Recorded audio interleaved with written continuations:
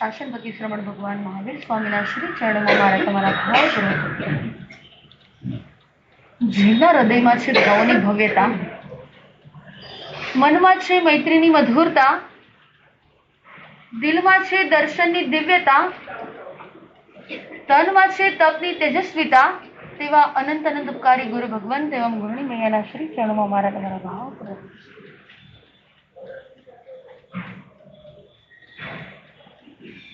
પ્રભુ મહાવીર સ્વામી નિર્વાણ પદને પામ્યા પછી આખા શાસનનો કારભાર બધો જ સુધર્મ સ્વામીએ સંભાળ્યો. અને આપણી પાસે આજે જે પણ આગમોની અંદર સૌથી મોટા ભાગે સુધર્મ સ્વામીએ જે જંબુ સ્વામીને કીધું ને એ આપણી પાસે છે. સૌથી મોટી દેન જો કોઈ હોય ગણધર ભગવંતની અંદર, જો કોઈ ઉપકારી હોય તો ગૌતમ સ્વામી તો બરાબર છે, પણ સુધર્મ સ્વામી મુખ્ય છે. સુયમ મે આઉસમ તેણ ભગવયા એવા મખાયમ. જ્યારે પણ આગમની શરૂઆત થાય એ ઠાણાંક સૂત્ર હોય તો પણ ભલે, એ આચારાંક સૂત્ર હોય તો પણ ભલે, પહેલા જ નંબરની અંદર સુધર્મ સ્વામીએ કહી દીધું કે સુયમ મે આઉસયા, એટલે કે મેં જે ભગવાન પાસેથી સાંભળ્યું છે ને, તેણમ ભગવયા, એટલે કે ઈ વાત હું તમને કરું છું. સુયમ મે આઉસમ તેણમ ભગવયા એવા મખાયમ, એટલે કે એમણે જે કીધી ને એ વાત છે. અમારા કોઈ ઘરની વાત, કોઈ ઘરની વાત નહીં. વિચાર કરો કે આપણને કોઈએ કંઈક શીખવાડ્યું હોય, આપણને કોઈએ કંઈક સમજાવ્યું હોય તો આપણને કેટલો ગર્વ આવી જાય કે મને આવડે છે. વિચાર કરો કે આપણા પણ કોઈક ઉપકારી છે, આપણને પણ કોઈક વડીલોએ શીખવાડ્યું છે, અને આ જે વસ્તુ આપી છે એ સુધર્મ સ્વામી પરમાત્માની દેન છે. અને એક દિવસ જંબુ સ્વામી એ સુધર્મ સ્વામીને પૂછી રહ્યા છે કે ભગવાન મહાવીર સ્વામીના જીવનની અંદર એવા કેવા પ્રસંગો ભજ્યા, એમણે જગતના જીવોને કેવા કેવા પ્રકારના બોધ આપ્યા, અને એક એક જીવાત્મા તરી ગયા. એનો એકાદો પ્રસંગ કહો ને પ્રભુ. આમ તો કેટલા બધા છે. અને એ સમયે એ સુધર્મ સ્વામીએ વાત કરી કે વર્ષો પહેલા પ્રભુ મહાવીરના સમયની અંદર ગ્રામાનુગ્રામ વિચરણ કરતા કરતા એક ગુરુ અને શિષ્ય ચાલી રહ્યા હતા, વિહાર કરતા હતા. એક ગામથી બીજા ગામ, બીજા ગામથી ત્રીજા ગામ, એ શાસન પ્રભાવના કરતા કરતા એ ગુરુ અને શિષ્ય એ બંને જણા જઈ રહ્યા હતા. અને એવામાં ચાતુર્માસના દિવસો નજીક આવી રહ્યા હતા, ચોમાસું નજીક આવી રહ્યું હતું, અને એ સમય જીવોની ઉત્પત્તિ એ ધીરે ધીરે ધીરે કરતા, ઘણી વાર જો અત્યારે કેવું હોય, ચાતુર્માસ પહેલા વરસાદ આવી જાય, ચોમાસું તો બેઠું ન હોય, એની પહેલા વરસાદ પડી જાય, અને ક્યારેક એટલો વરસાદ આવે કે એવો ચોમાસામાં પણ ના આવે. અને એ સમયે પણ એક દિવસ એવું બન્યું કે ચાતુર્માસ પૂર્વે એ ચાતુર્માસ પ્રવેશ, જે સ્થાન, જે નગરની અંદર ચાતુર્માસ કરવા જઈ રહ્યા હતા, એના પહેલા એ નગરની અંદર એટલો બધો વરસાદ પડ્યો, એટલો બધો જીવોની ઉત્પત્તિ થઈ, અને એમાં વિહાર કરતા કરતા એ વરસાદ રહ્યો, અને આ બાજુ વિહાર કરવાનું ચાલુ કર્યું. અને વિહાર કરતા કરતા આ ગુરુ પરમાત્માના પગની નીચે એક દેડકી આવી ગઈ. શું આવી ગયું? એક દેડકી આવી ગઈ. જો અજાણતા, જાણી જોઈને નહીં, જાણી જોઈને સંત દોષ લગાડે, એ જાણી જોઈને સાધુ સંતો એ પાપના કામ કરે નથી કરતા. એ અજાણતા એ પગની નીચે દેડકી આવી ગઈ, અને આ બાજુ એ શિષ્યની નજર પડી, અને આ બાજુ ગુરુની પણ નજર પડી. ઓહો, મારાથી આટલી મોટી ભૂલ, મારાથી આ ભૂલ થઈ ગઈ. અરે મારાથી આ પંચેન્દ્રિય જીવની હત્યા. જોજો દેડકાની અંદર કેટલી ઇન્દ્રિયો હોય, 5 ઇન્દ્રિયો. અને એ સમયે ગુરુએ મનોમન વિચાર કર્યું કે આ મારાથી ભૂલ થઈ ગઈ છે, અને સાંજે પ્રતિક્રમણના સમયે હું એની આલોચના કરી લઈશ. શું કરીશ?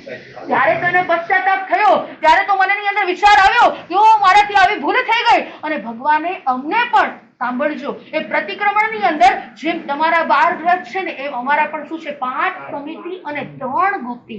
એની અંદર ભગવાને અમને પણ કીધું છે છે કે તમે નીચે જોઈને ચાલો. ક્યાં જોઈને ચાલો? ધોસરા પ્રમાણે નીચે જોઈને ચાલવું. એટલે કે ધોસરા પ્રમાણે એટલે શું? 3.5 હાથ નીચે જોઈને ચાલવાનું. ધોસરું એટલે કે જયારે બળદ હોય ને, એની પાછળ શું લગાડવામાં આવેલું હોય? ખેતી કરે ત્યારે શું કરે? ઉપર એના એ લગાડવામાં આવેલું હોય, અને જેમ એ આગળ ચાલે ને એમ શું ચાલે? એ નીચે આખું ખેતર ખેડાતું જાય. એટલે ધોસરા પ્રમાણે નીચે જોઈને ચાલવું. સાંભળજો. અને નીચે જોયા પછી એ વ્યક્તિથી કદાચ ભૂલ થઈ જાય ને, એ ભૂલમાં પણ કદાચ જીવની હત્યા થઈ જાય ને, અને ત્યાં કદાચ એનું આયુષ્ય બંધ થાય ને, તો પણ ભગવાને કીધું એ વિરાધક કહેવાય કે આરાધક કહેવાય? આરાધક કહેવાય. ભૂલમાં એને જતનાથી જ એ ચાલ્યા છે, એને જતનાથી જ કાર્ય કર્યું છે, એને જતનાથી જ વિહાર કર્યો હતો ગુરુ ભગવંતે, અને છતાં પણ એ કદાચ કોઈ જીવની હિંસા થઈ જાય ભૂલમાં, તો પણ ભગવાને કીધું એ આરાધક કહેવાય. અને તમે નીચે જોયા વગર ચાલો. તમે ઉપાશ્રય આવ્યા ત્યારે તમારી દ્રષ્ટિ ક્યાં હતી? ફટાફટ જલ્દી પહોંચો, ક્વિક ફાસ્ટ. 5 મિનિટ વહેલા નીકળીએ એવું નહીં. આપણે તો ઓન ટાઈમ, ડોન્ટ ટાઈમ આપણે કયા સમયે નીકળીએ? ક્યારે કોઈની ટ્રેન હોય, ક્યારે કોઈને આઉટ ઓફ કન્ટ્રી જવાનું હોય, ત્યારે કેટલા વાગે તમે લોકો નીકળો? ડોન્ટ ટાઈમે નીકળો. અને ફરીથી પછી શું થાય કે જલ્દી મારી ટ્રેન નહીં વહી જાય ને, જલ્દી મારી બસ નહીં વહી જાય ને, જલ્દી મારું ફ્લાઇટ. એ ફ્લાઇટ તમારું જે ઉપડવાનું હોય એના પહેલા તમારે કેટલા ટાઈમ પહેલા પહોંચવું પડે? એટલીસ્ટ 1 થી 2 કલાક પહેલા પહોંચવું પડે. અને અહીંયા એ ગુરુ ભગવાન તો કહી રહ્યા છે કે હંમેશા નીચે જોઈને ચાલવું. એ નીચે જોઈને જે વ્યક્તિ ચાલે છે, ભલે જીવો હોય કે ન હોય, તો પણ તમે આરાધક કહેવાઓ છો. અને જે વ્યક્તિ નીચે જોઈને નથી ચાલતા, બરાબર સાંભળજો, અને કોઈ જીવ મરતા નથી, છતાં પણ એ વ્યક્તિ વિરાધક છે. સમજાય છે? એટલે હંમેશા કેવી રીતે ચાલે? નીચે જોઈએ. નીચે જોઈને ચાલવું. આજુબાજુ આપણે દ્રષ્ટિ કરવા કરતા નીચે જોઈને ચાલે ને, તો પણ ભગવાને કીધું જે નીચે જોઈને ચાલે ને એનો મોક્ષ થઈ જાય. નીચે જોઈને ચાલે. નીચે જોઈને ચાલતા પણ મોક્ષ થઈ જાય છે. અરે એવા એક સાધ્વીજી ભગવાન તમને રસ્તાની અંદર મળ્યા હતા. આ વાત નીકળી એટલે હું તમને વાત કરું છું. એ દીક્ષા પૂર્વે એ ગુરુ ભગવંતે આજ્ઞા કરી કે તમારે કોઈની સામે દ્રષ્ટિ મિલાવીને વાત નહીં કરવાની. 5 વર્ષની આજ્ઞા. કેટલા વર્ષની આજ્ઞા? 5 વર્ષ સુધી કોઈની સાથે તમે વાત કરો, કોઈની સાથે તમે કામ કરો, કોઈની પણ સાથે તમે જે પણ વ્યવસ્થાની અંદર જોડાયેલા હોય, તમારે હંમેશા તમારી દ્રષ્ટિ નીચે રાખી અને સામેવાળા વ્યક્તિ સાથે વાત કરવાની. કેવું થાય? કેમ થાય? દ્રષ્ટિ નીચે રાખવાની અને વાત ગમે તેની સાથે તમે કરો. કેટલી વાર વાત કરી શકીએ? નીચે જ જોવાનું. અને એક વખત એમાં એવું થયું કે એમની સાથે રહેલા સાધ્વીજી ભગવાન એક્સિડન્ટ થયું, અને આ બાજુ હોસ્પિટલની અંદર અને બે જ સાધ્વીજી ભગવાન અને ડોક્ટર સાથે વાત કરવાની થઈ. જો બીજ જાતીય કે બીજાની સાથે વાત કરવાની છે, અને એ સમય પણ દ્રષ્ટિ નીચી રાખવાની છે. અને એ સમયે એના મનની અંદર વિચાર આવ્યો કે આ ગુરુની એક આજ્ઞા એ મારી ખાલી દ્રષ્ટિ નીચે જોવા માટે નથી, મારી દ્રષ્ટિનું પરિવર્તન કરવા માટે. જ્યાં જ્યાં આપણી દ્રષ્ટિ પડે ને, ત્યાં ત્યાં આપણને કાં તો રાગ થશે અને કાં તો દ્વેષ થશે, કાં તો ગમો થશે અને કાં તો અણગમો થશે. આ બેમાંથી એક વસ્તુ કે બીજી કઈ. નવું ઘર લીધું હોય અને તમે કોઈને જોવા માટે બોલાવો કે ભાઈ મારું ઘર, મેં નવું લીધું છે, તમે એક વખત તો મારા ઘરે આવો. બધાની ઈચ્છા હોય ભાઈ નવું ઘર લીધું, તમે મારા ઘરે આવ્યા જ નથી. અને કદાચ એ તમારા ઘરે આવે અને જ્યાં જ્યાં દ્રષ્ટિ કરે ત્યાંથી શું લે વ્યક્તિ? ત્યાં કલર છે ને, અહીંયા વ્હાઈટ ની જગ્યાએ પિંક રાખ્યો હોત ને તો સારું હતું. અહીંયા તમે જે બેડરૂમ બનાવ્યો છે ને એનો ડોર આની જગ્યાએ તમે અહીંયા રાખ્યો હોત ને, અને કાં તો બહુ જ સરસ છે, ઓહો બહુ સરસ છે, કાં તો રાગની દ્રષ્ટિ અને કાં તો દ્વેષની દ્રષ્ટિ, કાં તો ગમો અથવા તો અણગમો. અને આ બાજુ આપણી વાત ચાલુ છે. કોની વાત ચાલે છે? પેલા સંતના પગની નીચે એ ડેડકી આવી ગઈ અને ત્યાંને પશ્ચાતાપ થયો. ત્યાંના આંખની અંદર કદાચ 2 આંસુના બુંદ પણ આવી ગયા. અને આ બાજુ એ સ્થાનકે પહોંચ્યા પછી એમને પહોંચ્યા પછી સ્વાધ્યાય કરતા હતા. અને આ બાજુ શિષ્ય આવ્યો અને શિષ્ય આવીને યાદ કરાવે છે કે સવારે આજે તમે પગની નીચે જે ડડકી આવી ગઈ એનું પાપ લાગ્યું, એનું પ્રાયશ્ચિત કર્યું તમે? ગુરુ કહે છે કે ભાઈ હજુ સાંજે પ્રતિક્રમણ કરશું ત્યારે પ્રાયશ્ચિત થઈ જશે. ક્યારેક શિષ્ય પણ છે ને ગુરુ બનવાનો પ્રયત્ન કરે. શું કરે? ક્યારેક શિષ્ય પણ એ ગુરુ બનવા માટેની ભૂલ કરે છે, અને ક્યારેક ભક્ત પણ ભગવાન બનવાની ભૂલ કરી દે છે. જો એટલા માટે શાસ્ત્રકાર ભગવાન તો કહે છે ત્યારે સાધુ સંતોને પણ ભગવાન ન માનવા. સાંભળજો, સાધુ સંતોને પણ ભગવાન ન માનવા. ઘણી વાર એમ કે આ મહાસતીજી, આ ગુરુદેવ એ તમારા ભગવાન છે. અરે ભગવાન કોને કહેવાય? ભગવાનની વ્યાખ્યા શું છે? એ પ્રભુની વ્યાખ્યા શું છે? સાંભળજો, સંતોને પણ ભગવાન કહેવાની ના પાડી છે, કારણ કે હજુ 8 કર્મ બાકી છે. જેને 8 કર્મો ક્ષય કર્યા છે ને એને જ ભગવાન કહી શકાય, એને જ અર્યંત કહી શકાય. હા, તમારે કોઈ શ્રાવક કે શ્રાવિકાઓને પણ બોલાવવા હોય ને તો તમે દેવાનું પ્રિય કહીને બોલાવી શકો. શું કહીને બોલાવી શકો? કે દેવોને પણ પ્રિય કોણ છે? તો કે અહીંયા રહેલા, આ ભવની અંદર રહેલા, 5મા આરાની અંદર રહેલા મનુષ્ય એ દેવોને પણ શું છે? પ્રિય છે. ક્યારે ભગવાન કહેવાય નહીં. બરાબર સાંભળજો, ભગવાન કહેવાની લાયકાત આપણી છે? પૂછો, ભગવાન છીએ? કોઈ અમને પણ ભગવાન કહે ને તો અમે ના પાડીએ? નહીં, નેવર. હજુ અમે એને લાયક નથી. હા, અમે એનો પુરુષાર્થ કરી રહ્યા છે. અમે રાગ અને દ્વેષ ઉપર કેવી રીતે વિજય મળે એના માટે અમે સતત ચિંતન, મનન અને સ્વાધ્યાય કરી રહ્યા છીએ. પણ હજુ અમે ભગવાન, ઘણા બધાની ટેવ એ ભગવાન અહીંયા આવો ને જરા. પ્રભુ મારી વાત સાંભળો ને તમે. પણ ભગવાન કોને કહેવાય? પ્રભુ કોને કહેવાય? એકચ્યુઅલી આપણને ખબર જ નથી. યાદ રાખજો, એ આપણે જે શબ્દ બોલીએ છીએ ને એ પણ ઉચ્ચ સૂત્રની પરુપણા છે. ભગવાન કોને કહેવાય? વિચાર કરો કે કેવા હોય એ. ધીર, વીર અને ગંભીર હોય. એ પૂછી સુણંગ સૂત્રની અંદર વાત કરી છે. સાંભળજો બરાબર, કે ભગવાન કેવા પ્રકારના હોય છે. હા, કે સૂર્યને સમાન હોય છે. એ ચંદ્ર જેવા શીતળ હોય છે, જેને 8 કર્મ ઘાતી અને 4 કર્મ ઘાતી અને 4 કર્મ અઘાતી, 8 કર્મનો ક્ષય કર્યો છે ને એને જ પરમાત્મા, એને જ અર્યંત, એને જ પ્રભુ કહેવાય. અને બાકી આ કાળની અંદર, આ 5મા આરાની અંદર શ્રાવિક અને શ્રાવિકાઓના મગજની અંદર બધાને ભગવાન. હા, હું અને તમે ભગવાન એક દિવસ બનવાના છીએ એ પાક્કું છે. પણ અત્યારે ભગવાન એટલે તમે આજુબાજુમાં કોઈને પણ બોલાવો ને તો દેવાનું પ્રિય. શું કહેવાનું? દેવાનું પ્રિય. ભગવાન કહેવાનું નહીં. અહીંયા મહારાજ અને મહાસતીજી જે બિરાજમાન હોય, તમે ગુરુની મૈયા કહીને બોલાવી શકો, તમે ગુરુદેવ કહીને બોલાવી શકો, તમે મહાસતીજી કહીને બોલાવી શકો, તમે મહારાજ સાહેબ કહીને બોલાવી શકો. પણ તમારે ભગવાન નો કહેવાય. ભગવાન કેવા છે? એ આપણને આગમની અંદર બતાવેલું છે કે નિર્વિકારી છે. હા, જેમના જીવનની અંદર એક પણ પ્રકારનો રાગ દ્વેષ નથી, જેમના જીવનની અંદર મોહ, કષાય, માન, લોભ, 18 પાપનો ત્યાગ કર્યો છે ને, જેમના છૂટી ગયા છે ને એને ભગવાન કહેવાય. અને આ બાજુ ફરી પાછી 1-2 કલાક થઈ અને ફરી પાછું શિષ્ય એ ગુરુને યાદ કરાવે છે. એ ગોચડી વાપરતા ત્યારે યાદ કરાવે છે કે ગુરુદેવ, આજે સવારે તમે જે ભૂલ થઈ ગઈ એનું પ્રાયશ્ચિત કર્યું છે કે નથી કર્યું? કર્યું છે કે નથી કર્યું? અને એ સમય ફરીથી ગુરુ એકદમ સમતાધારી, એમના જીવનની અંદર હજુ ક્ષમતા છે, એમના જીવનની અંદર સહનશીલતા છે. અને એને કીધું કે ભાઈ, મેં તને સવારે તો કીધું હતું કે જ્યારે હું સાંજે પ્રતિક્રમણ કરવા બેસીશ ને ત્યારે હું જો વ્યક્તિને કહેવાની પણ એક લિમિટેશન હોય છે. વ્યક્તિને કહેવાની પણ એક લિમિટેશન હોય છે. એટલે ભગવાને અમને પણ એમ કીધું કે કોઈને તમે આદેશ આપો કે ઉપદેશ આપો. સાંભળજો, શું આપવાનું કીધું? હા, આદેશ આપવાનું કીધું છે કે ઉપદેશ આપવાનું કીધું છે? આદેશ એટલે ડાયરેક્ટલી કેવું કે ભાઈ તારે આમ નહીં આમ કરવાનું. ઉપદેશ એટલે કે શું? કે ભાઈ ભગવાને કીધું છે કે ભાઈ આમ કરવું જોઈએ. આદેશ એટલે કે ઓર્ડર આપવો. કોઈને ઓર્ડર ન અપાય. આપણે કોઈના માલિક છીએ?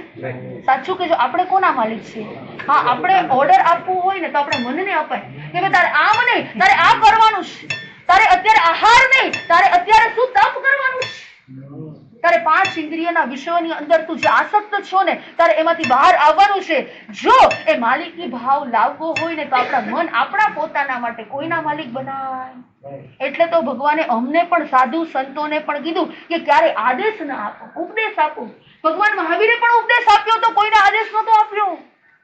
હા, એ ત્રણ તીર્થંકર એટલે કે જે 5 જ્ઞાનના ધણી છે, જે ભૂતકાળ, ભવિષ્યકાળ અને વર્તમાનકાળ, જેની પાસે 3 કાળનું જ્ઞાન છે ને એ ભગવાન પણ દરેક વ્યક્તિને શું આપે છે? ઉપદેશ આપે, કોઈને આદેશ ના આપે. આ બાજુ વારંવાર 1 વખત, 2 વખત, 3 વખત ફરી પાછા સાંજના સમયે એ શિષ્ય ગુરુને ખમાવવા માટે જાય છે.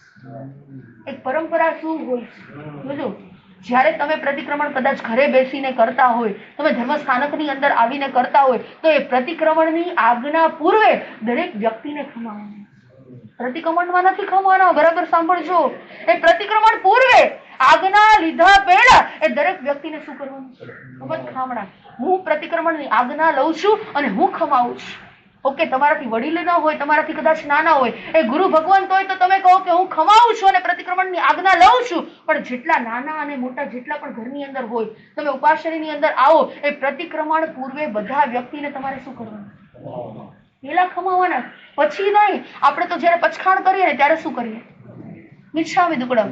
અને એ ભાર લઈ અને આખું પ્રતિક્રમણ કરીએ ને છેલ્લે મિચ્છામિ દુક્કડમ પહેલા કરવાનું છે.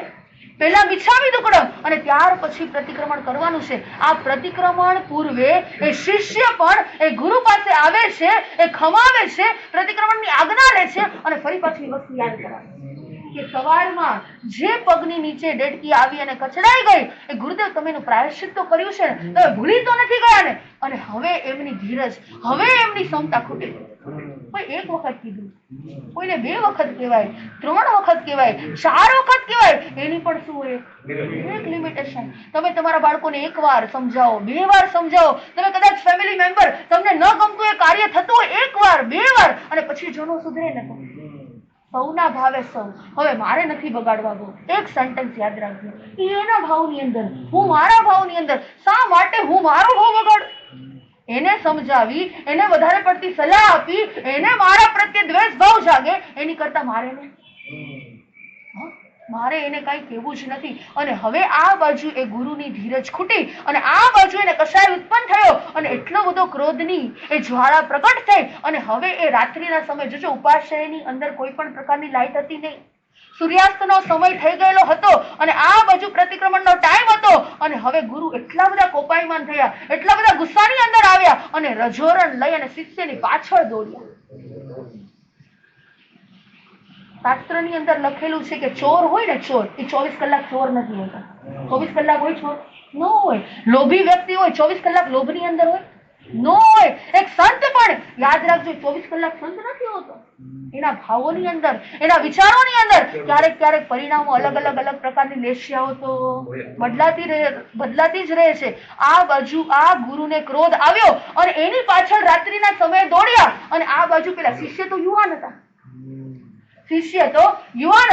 અને ગુરુ થોડા ઉંમર લાયક હતા, એની પાછળ દોડ્યા. શિષ્ય આગળ અને ગુરુ પાછળ એ રજોરણ લઈ અને મારવા માટે દોડ્યા અને રસ્તાની અંદર થાંભલો આવ્યો, એ ત્યાં માથું પટકાયું અને ત્યાં ને ત્યાં આયુષ્ય પૂરું થયું. ત્યાં ને ત્યાં આયુષ્ય પૂરું થયા પછી એમનો આત્મા ત્યાંથી છવી અને તિર્યંચના ભવની અંદર, સાંભળજો, એ ચંડ કૌશિક સર્પ બન્યા, દ્રષ્ટિ વિષ સર્પ બન્યા, એ ચંડ કૌશિક બન્યા. મારે તમને એક વાત કરવી છે કે એક કશાય, એક ક્રોધની અગ્નિ, એક આ જ્વાળામુખી એ વ્યક્તિને તિર્યંચના ઘરની અંદર લઈ ગઈ. વિચાર તો કરો.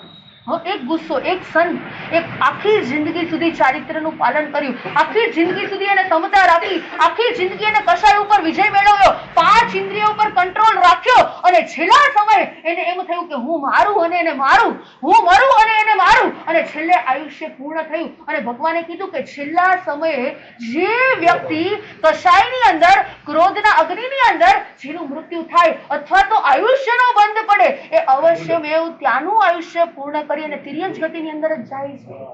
અને તિર્યંચ ગતિની અંદર ગયા પછી પણ એ કેવા પ્રકારના તિર્યંચ બને છે કે જેની અંદર એ ક્રોધની અગ્નિ વધારે હોય, કશાય વધારે હોય અને આ બાજુ દ્રષ્ટિ વિષ સર્પ બને છે. ચંડ કૌશિકનું બીજું નામ દ્રષ્ટિ વિષ સર્પ. જ્યાં દ્રષ્ટિ કરે ને અને સામેવાળો વ્યક્તિ આખો બળી જાય, એ ભસ્મીભૂત થઈ જાય. વિચાર કરો કેવા કર્મ બાંધ્યા હશે, કેવા પ્રકારના કર્મ બાંધ્યા છે. આપણે અત્યારે જોઈ કોઈ સ્નેકને આપણને એમ થાય કે આ શું કર્યું હશે પૂર્વ ભાવની અંદર. આપણે ક્યારેક જોઈએ એ કાચિંદાને, આખી જિંદગી સુધી એ કાચિંડો કશાયની અંદર જ હોય, એ ક્રોધની અગ્નિની અંદર જ હોય. તમે એને એક વખત છંછેડો એટલે કેવું શું થઈ જાય? આખો લાલ થઈ જાય. એ અજગર તમે જુઓ, એ આખી જિંદગી સુધી એ પાસ્ટ ભવની અંદર એવા કર્મો બાંધ્યા છે ને, એવો ક્રોધ કર્યો છે ને કે ત્યાંનું આયુષ્ય પૂર્ણ કરી તિર્યંચ ગતિ મળી. અને તિર્યંચ ગતિની અંદર પણ શું થયું? ત્યાં પણ કશાય, ત્યાં પણ એટલો જ ક્રોધનો અગ્નિ. અને આ બાજુ એ ચંડ કૌશિક એટલે કે દ્રષ્ટિ વિષ સર્પ, એક નગરમાંથી બીજા નગરની અંદર કોઈ પણ વ્યક્તિ જાય ને અને એની સામું જોવે ને એ ત્યારે ત્યાં રસ્તો બંધ થઈ ગયો. વિચાર કરો કે એક દ્રષ્ટિ વિષ સર્પના કારણે આખો જ રસ્તો બંધ થઈ ગયો. નગરવાસીઓએ નક્કી કર્યું કે હવે આ દિશામાં એ ક્યારે જવું નહીં, કારણ કે અહીંયા કોણ રહે છે તો કે ચંડ કૌશિક રહે છે. એ કોઈની સામે જોવે ને તો પણ વ્યક્તિ બળી જાય છે. એની પાસે જવાનું તો બહુ દૂરની વાત છે, પણ એની પાસે કોઈ જઈ શકે નહીં. અરે નાના નાના જીવો હોય ને એ પણ નજીક જાય ને એ પણ ત્યાં ને ત્યાં ભસ્મીભૂત થઈ જાય છે. અને એવામાં ગ્રામાનુગ્રામ વિચરણ કરતા કરતા પ્રભુ મહાવીર સ્વામી પધાર્યા. ભગવાન મહાવીર સ્વામી પધાર્યા અને સમયે ભગવાન મહાવીર સ્વામી, યાદ રાખજો, જેમને હજુ કેવળ જ્ઞાન અને કેવળ દર્શન મળ્યું નહોતું, હજુ છદ્મસ્ત હતા, જેમને કેવળ જ્ઞાન અને કેવળ દર્શનની પ્રાપ્તિ થઈ નથી, એ દરેક વ્યક્તિ કેવા છે? છદ્મસ્ત છે. અને ભગવાન છદ્મસ્ત અવસ્થાના કારણે ક્યારે બોલે? સારી ન બોલે, હંમેશા માટે મૌન રહે. અને આ બાજુ ભગવાન એ જ દિશામાં જઈ રહ્યા છે અને બધા જ નગરવાસીઓ ભેગા થઈ જાય છે અને પ્રભુને આજીજી કરે છે, વિનંતી કરે છે કે પ્રભુ અહીંયા કોણ રહે છે? દ્રષ્ટિ વિષ સર્પ રહે છે. અરે એક દ્રષ્ટિ કરે અને કેટલાય જીવો એ ત્યાં ને ત્યાં છવી જાય છે. અમે આપને વિનંતી કરીએ છીએ કે ભાઈ આ નગરની અંદર આ દિશામાં જવા જેવું. પણ ભગવાન તો ભગવાન તો સામે ચાલી અને ઉપસર્ગને વહોરતા હતા. ભગવાન તો સામે ચાલી એ ઉપસર્ગોને આમંત્રણ આપતા હતા. ભગવાન એ જ દિશામાં ગયા અને એ જ દિશામાં ગયા અને આ બાજુ ચંડ કૌશિક ભગવાનની સામું જોયું. પ્રભુને કાંઈ જ નથી થતું, કારણ કે તીર્થંકર નામ ગોત્ર ઉપાર્જન કર્યું છે. શું કર્યું છે? તીર્થંકર નામ ગોત્ર ભગવાન મહાવીર સ્વામી ઉપાર્જન કરેલું. ભગવાન એની એકદમ નજીક જાય છે અને આ બાજુ ચંડ કૌશિક પણ વિચાર કરે છે કે અત્યાર સુધી એવા કોઈ માનવીને નથી જોયા. અત્યાર સુધી કોઈ એવા મનુષ્યને મેં જોયા નથી. હું જેની સામું નજર કરું એ મારી સામે ક્યારે ટકી શકતું નથી. અરે આવું આ કોણ છે? અને એકદમ નજીક આવે છે અને નજીક આવ્યા પછી આપણે બધા જ જાણીએ છીએ, બધાને ખબર છે કે ચંડ કૌશિકનું કામ શું હતું. બસ એનું જે કામ હતું એને કર્યું અને ભગવાનનું કામ હવે ચાલુ થયું. ભગવાને કીધું બુઝ બુઝ ચંડ કૌશિયા. શું કીધું? ખાલી બે જ શબ્દ કીધા કે બુઝ બુઝ, તું શાંત થઈ જા, શાંત થઈ જા. અને આટલા શબ્દો સાંભળ્યા ને એના જીવનની અંદર પરિવર્તન આવ્યું. જો ઝાઝા પ્રવચનો સાંભળવાની જરૂર નથી, બહુ ઝાઝા ઉપદેશો કદાચ આપણા કાનની અંદર અવધારવાની જરૂર નથી. એ બે ચાર શબ્દો પણ, એ બે ચાર વાક્યો પણ એ જો જીવનની અંદર આવી જાય ને તો પણ પરિવર્તન. પાછું કે માસરી તમે કીધું જ ને, જવા દો, કાલથી નહીં આવે, સાંભળી લીધું. એવું નથી. જ્યાં સુધી આપણું કામ ન થાય ને ત્યાં સુધી સાંભળવાનું છે. જ્યાં સુધી રાગ અને દ્વેષ ઉપર વિજય ન મળે ને ત્યાં સુધી આપણે સતત અને સતત ચિંતન અને મનન જીવવાનીનું શ્રવણ કરવાનું છે. જો ગમે તેટલી મોટી શિલા હોય ને, ગમે તેટલો મોટો પથ્થર હોય ને, તમે તોડવાનો પ્રયત્ન કરો ને એમ તૂટે નહીં, એમ તૂટે નહીં. હવે બે ચાર ઘા કદાચ એના ઉપર મારો ને તો પણ તૂટે નહીં, પણ વર્ષો સુધી એના ઉપર એક એક ટીપું કદાચ પાણીનું એ પડે ને, ઝરણાનું એક એક ટીપું પડે એના ઉપર, એક એક ટીપું પડે અને વર્ષો પછી પણ એ ગમે તેટલી મોટી શિલા હોય ને તો પણ એના બે ભાગ થઈ જાય. એમ પરમાત્માની વાણી પણ એવી જ કામ કરે છે. આ હૃદય ગમે તેટલું કઠોર હોય, આ હૃદય ગમે તેવું ગમે તેટલા અંદર કશાયો ભરેલા હોય, પણ પરમાત્માની વાણીના એક એક બિંદુ, એક એક શબ્દો પડે ને એ પણ ક્યારેક શું થઈ જશે? એ પણ સરળ બની જશે. આ બાજુ બુઝ બુઝ ચંડ કૌશિયા, જોજો એ પરમાત્મા માત્ર નિમિત્ત બન્યા. શું બન્યા? એક નિમિત્ત બન્યા. અને એ સમયે ભગવાન કેવળ જ્ઞાન અને કેવળ દર્શન પહેલા બોલ્યા, કારણ કે ભગવાનને ખબર હતી કે આ એક નિમિત્તના કારણે આ વ્યક્તિ જાગશે અને એનું કામ. અને આખી જિંદગી એ ચંડ કૌશિકે જીવ્યો ને ત્યાં સીધું એનું મુખ ક્યાં રાખ્યું?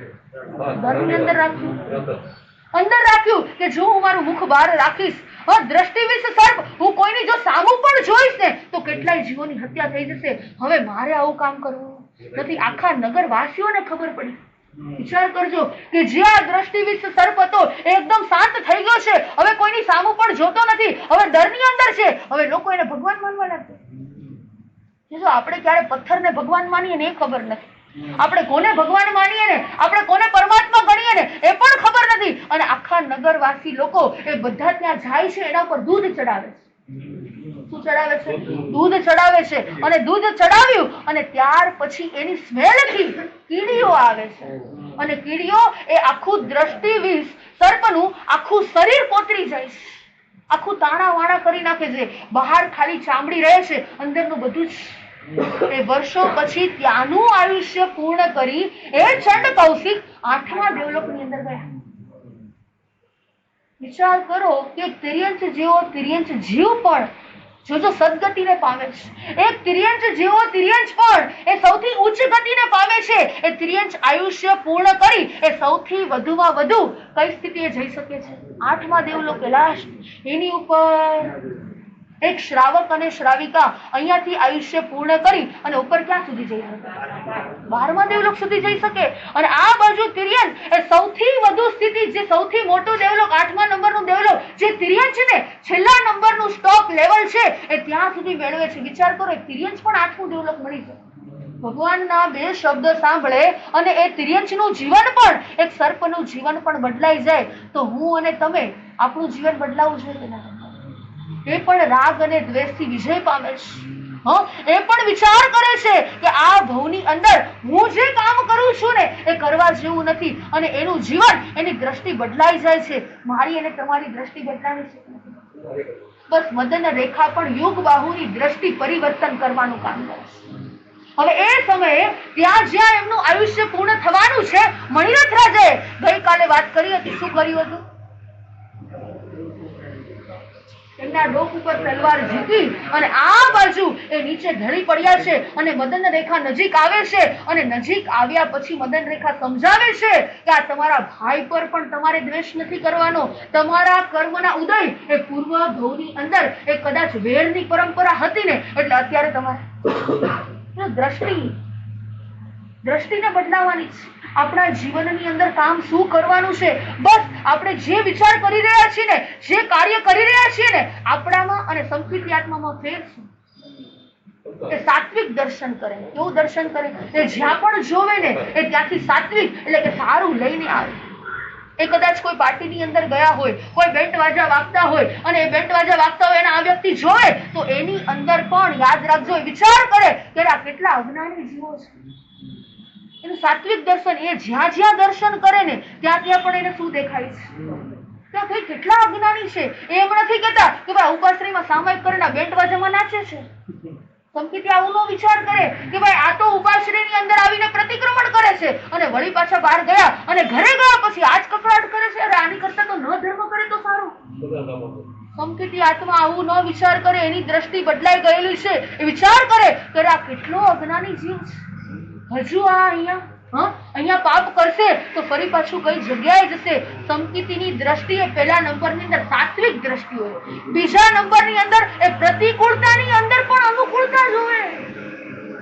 ગમે તેવી તકલીફ હોય ને, ગમે તેવા કષ્ટો હોય ને, ગમે તેવી પ્રતિકૂળતા હોય ને, તો પણ એ એમ માને કે આ મારા કંઈક લાભનું કારણ છે, આ મારા કંઈક હિતનું કારણ છે. અને ત્રીજા નંબરની અંદર સાંભળજો, એની સ્વર દોષ દ્રષ્ટિ હોય.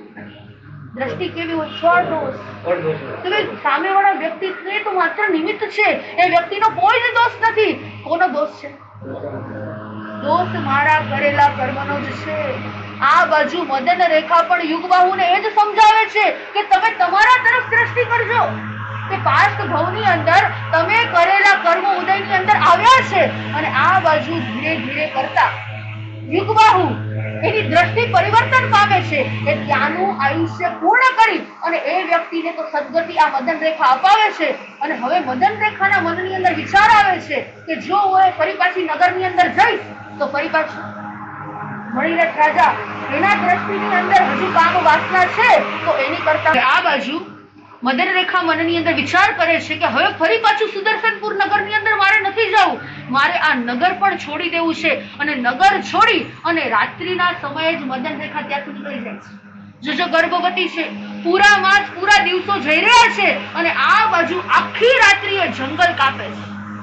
એ રસ્તાની અંદર કેટલાય કાંટાઓ આવે છે, કેટલાય કાકરાઓ આવે છે, કેટલી બધી તકલીફો આવે છે. અને હવે એ જંગલની અંદર ગયા પછી એ કેવા પ્રકારના ઉપસર્ગો આવશે એ બધા આપણે સાંભળીશું. જેટલા અંશે આપણા હૃદયની અંદર અવધારીશું એટલા અંશે મારો અને તમારો આત્મા દિવ્ય અને